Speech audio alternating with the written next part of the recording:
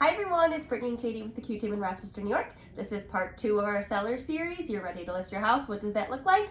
This week we're talking about we are ready to list and hit the open market. So Yes. step 1 is what? So step 1 of our step 2 of the series is let's say we're a couple days before being ready to go on the market. What happens? So we are going to finalize our listing price, handle the paperwork, and schedule our photographer to come out and take the professional pictures to make sure that we get those back and edited and ready to go. So while we're getting our listing ready on the back end.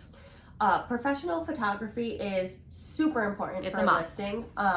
It is just going to show your home in the best light possible, and there's nothing worse than like old cell phone pictures that are dark and blurry with a finger in the corner.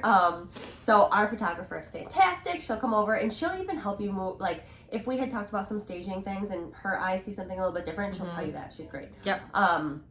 So part of this is, are we going to do delayed negotiations or not? So we'll go through talking about that with you. Does it make sense for us to say, okay, we're going to list this on Wednesday, and then we won't review offers until maybe Sunday or Monday? Or are we looking for a super quick sale? Maybe there's a house that we want to buy and we can't be contingent, or we just don't have a week's time for wherever you're going. And in that scenario, it might make more sense not to do delayed negotiations and just review the offers as they come in. Yep. However, if we are going to do delayed negotiations, what does that look like?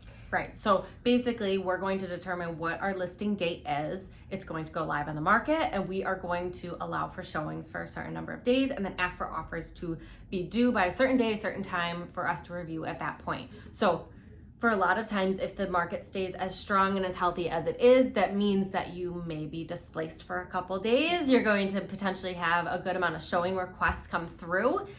So you need to be out of the house for those showings. So we just make sure that you are, fully aware of the time frame so that you have plans or things to do. Make sure the dogs are out of the house, the kids are out of the house, all of that, so that the buyers can come through at their leisure, and make sure that they are able to see the house in its full capacity with no distractions. There's no sugarcoating that. It can be what will feel like an eternity for those, 3 to 5 days.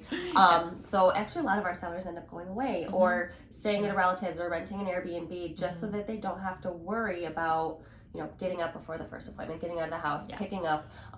If they're going to stay local, they might go after the last showing of the day. They might go tidy things up and then leave so they don't have to worry about it in the morning.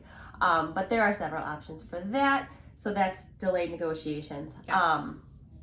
So let's say that we have a buyer call and say, we want to see the house. What does that look like for the sellers? Yep. So we use a showing service where the seller will get a notification, whether, let's say they're going to be out of the house for the entire time and they don't necessarily need to approve the showing time. They'll get a notification of when that request is confirmed for, or if they are going to be in and out of the house, they're going to get a request for showing at a particular day, a particular time, and then they have the option to approve that showing if they can accommodate it. So that showing service will track all of the showings, notify the seller, and make sure that we have a log of who's in and out of the house at all times. And it's nice from a seller standpoint to be able to see how many showings there have been and at what time they all are, because if you're not staying out of the house, it'll log what time those showings are at for you. Yes.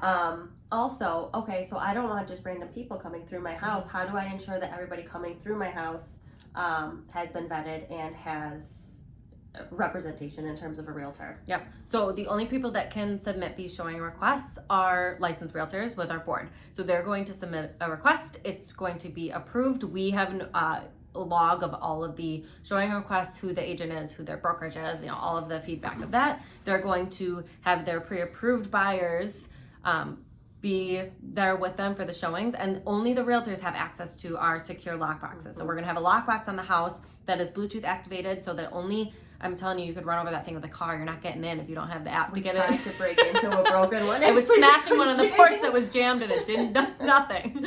So only these realtors that are licensed and able to access the lockbox will be able to get in, and they will be with their buyers throughout the entire showing to make sure that everything is secured.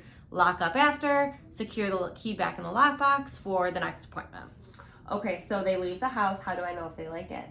So then we, on our end, will ask for feedback. We will ask it for multiple times after the showing to make sure that we hopefully get it back from as many people as possible, so that we know if, let's say there was something, there was a pet odor. I'm sensitive to that. I have a big dog. So if someone were to say, hey, there, was a relatively strong pet odor when we walked in, that might be something that I want to know, especially early on, so that I can hopefully accommodate that and try to, remedy it. Yeah, remedy that. Or, if we need to know for, sometimes buyers are just like, hey, great house. It just, the layout, the rooms weren't quite big enough for what we need.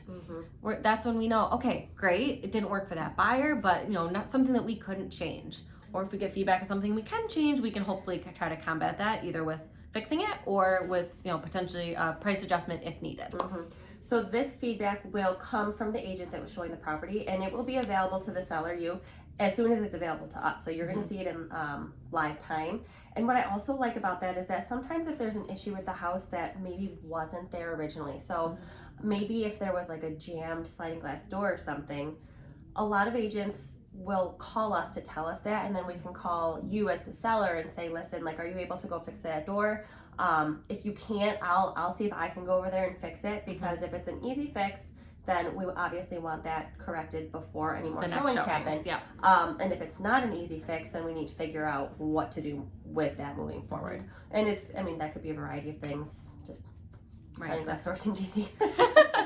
So after we get all this feedback, we're kind of getting to the point where offers are due from delayed negotiation period. So in our next video, we are going to discuss what happens when we receive hopefully multiple offers. How do we go through them? What do we look for to decide which one to accept?